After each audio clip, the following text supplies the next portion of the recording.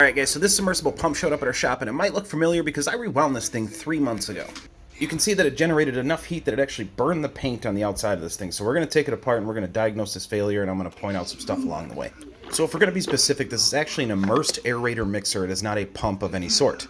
So there's a blower motor that actually feeds air down into the aerator, and then this motor itself is attached to a gearbox which spins and moves the bubbles or spreads the bubbles throughout the whole tank. This unit is meant to move aerated water and not just water.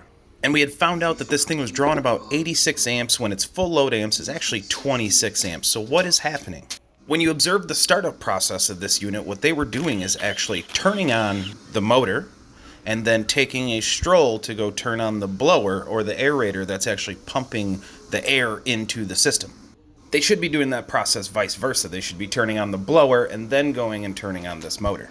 If you take something that is supposed to be at 26 amps full load and it's drawing 86 amps for 30 seconds or even a minute long, you are going to have some major issues that we can see right here. We have since redone the controls for this unit that does not allow them to start this motor without first having the blower itself running. Hopefully we can avoid this issue in the future because this is not the first time that this has happened. Anytime this unit needs to be removed, they need to rent a 150-foot boom crane just to get this thing out of the tank.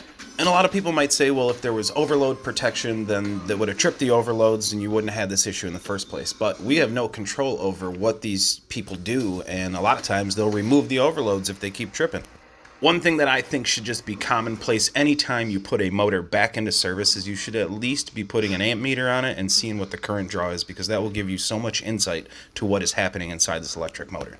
You can see the winding got so hot it literally just burnt the enamel right off of the winding wire. So we're going to be rewinding this again and hopefully getting it back in service. Cheers, guys.